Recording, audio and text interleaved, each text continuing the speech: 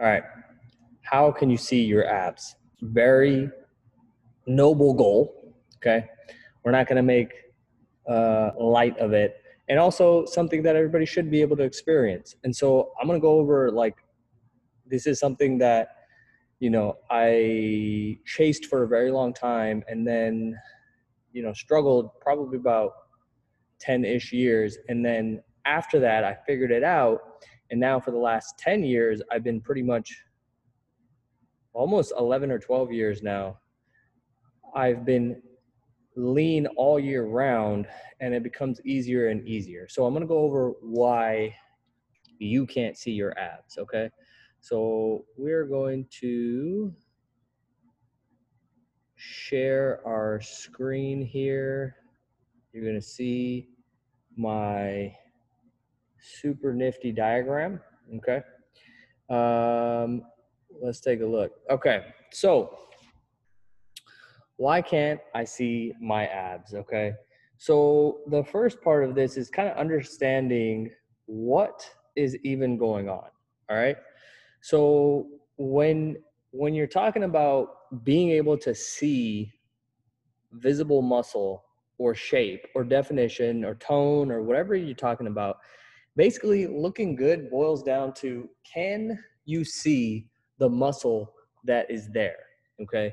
And for that, there's a few main pieces of this component. One, as you can see here, right? So the bone, we're not talking about the bones there. Muscle, that's one. And then above it, fat. Okay, that's two. Those are your main components. If you want to look better, you want to decrease the fat and increase the muscle. Okay. And by the way, I'm gonna cut this off right at the beginning here. Like, you don't need massive amounts of muscle, and also you won't put on massive amounts of muscle. That's really, really hard work, and it takes a long time. Yes, few people are disposed to putting on a little bit more muscle mass, but we're not going to get concerned about that. We're going to, regardless of where you fall on that spectrum of easily putting on muscle or not, you can do it, and you don't need a ton of it to get what we want, right? And once you start to understand this, you're going to realize, like, you're thinking about things that don't really matter. Okay.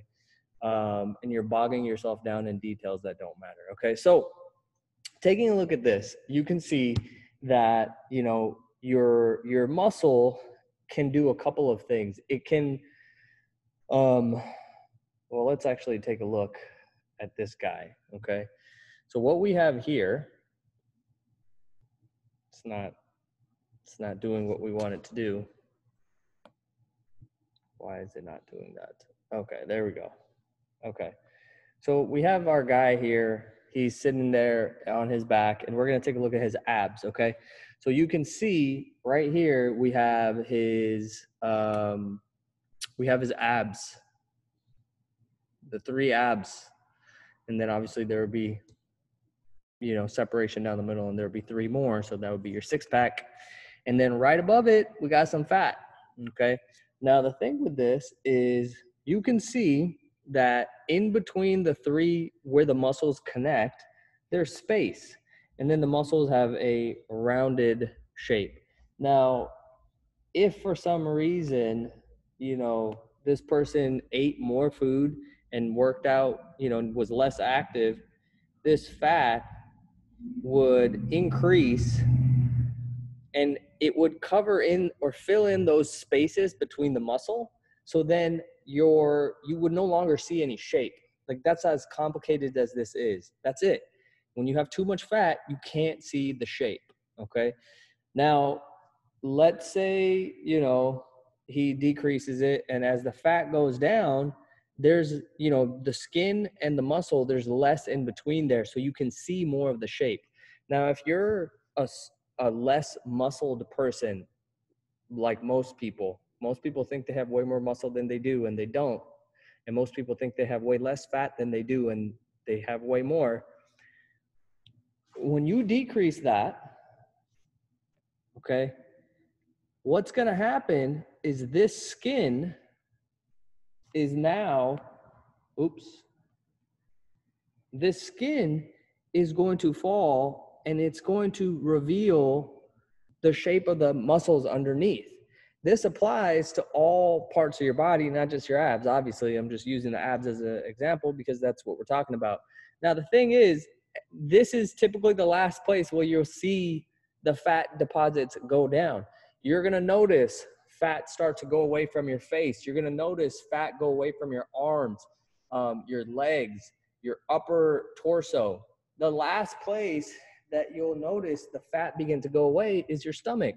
Now, that's not a reason to be upset because there's nothing we can do about it, okay? So as you can see, this is a good little diagram here where it's kind of showing that in the arm. And let's say, you know, like they're not showing any fat in here, but let's say this guy gained some fat here, right? There would be less space, right? And so then the skin would no longer show the shape of this muscle, right? It seems all very simple, and it is simple, but we make it more complicated. So then let's talk about, well, how do you actually get your abs to show? Okay, one, you reduce fat. Two, you build muscle. Okay, well, how do I do that? Let's first go to reduce fat. You've got to track your calories and you got to eat the right amount of food, okay? There's still going to be people who say, oh, well, it's your hormones, it's this and that. You know, we're not here to argue.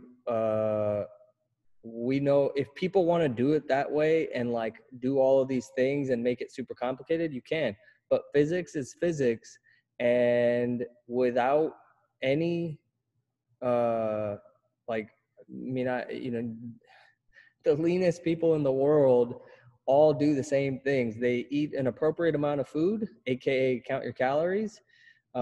Whether they're counting them or not, when you eat, lower calorie foods, which tend to be real foods, which is why I always say JERF, just eat real foods, you're gonna eat less calories, right? If you intermittent fast, you're eating less calories. Like, it's going to be more difficult for you to eat more calories when your eating window is restricted. And being active, the way that I like to be active is, number one is like, I like to play games. I like to play basketball. That gives me a high step count and I don't even think about it. But making sure I hit enough steps is making sure I keep my calorie requirement higher, right? So that's this part, the reduce body fat part, okay? So let's go to the next part of build muscle. This comes down to, all right.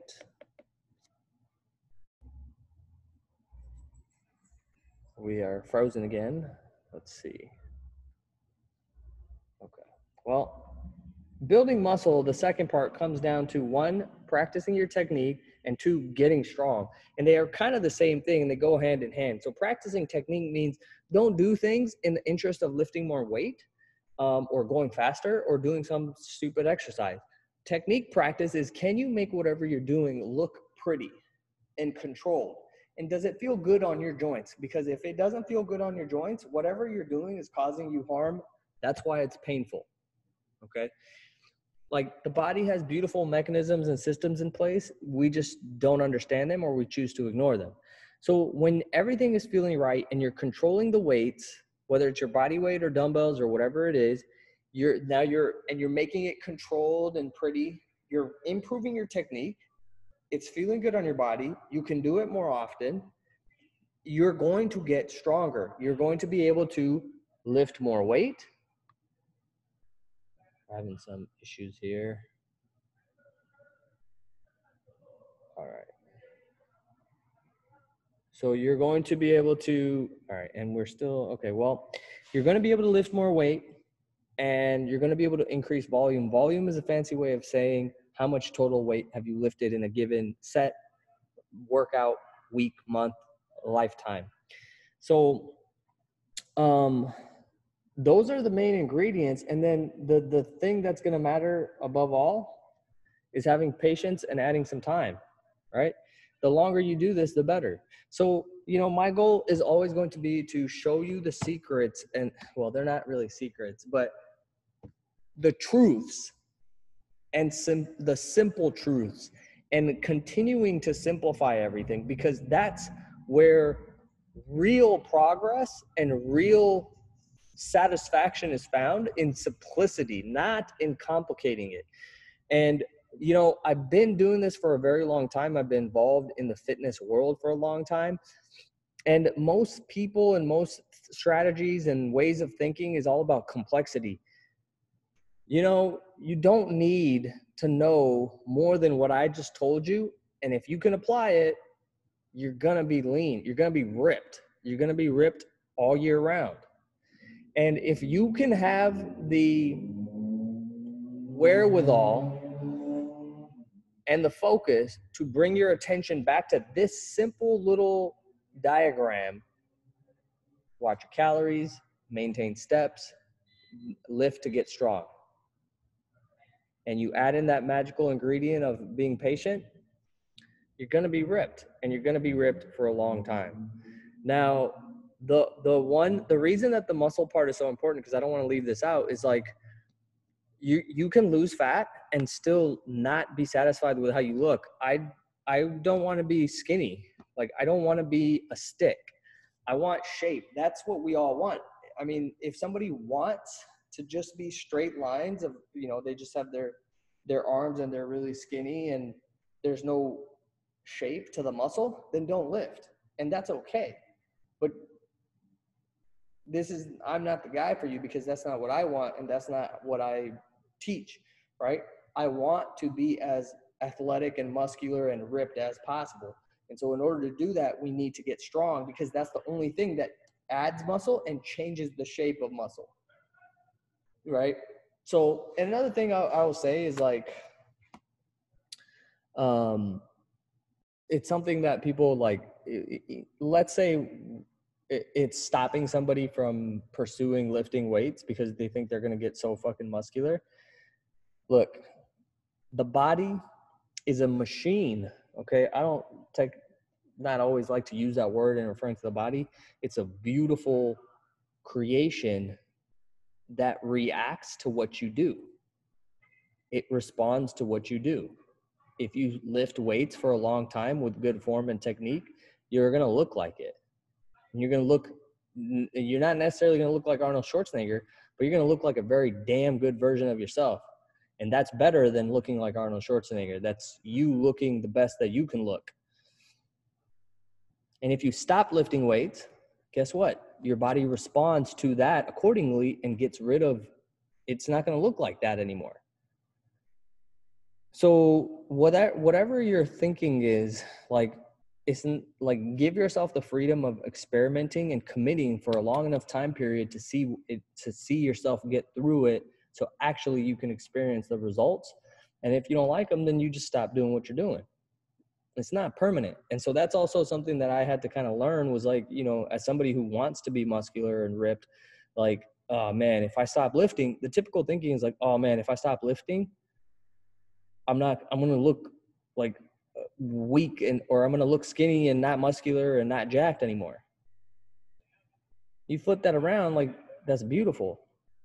That means all you got to do is keep doing it, and you will continue to look like that. And you can constantly improve and change the way that you look and make it a little bit better version of yourself.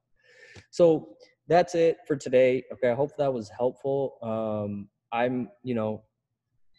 The way that I like to talk about things, again, is all about simplicity, especially somebody who did not have any background, was not exposed to anybody who, figured it out. We were all exposed to people who they're just always been ripped. They've always been muscular and athletic and jacked and all this kind of stuff. That was not me. I figured this out on my own by seeking it out. I spent a lot of time, money, and energy learning from people, making mistakes over the last 2 decades to be here now and be effortlessly ripped all year round. And if I ever want to be more ripped, I know exactly what I need to do. And, I can maintain a certain level of leanness with almost no effort. So anyways, if you got questions, if that was helpful, like and comment. And I will see you guys later.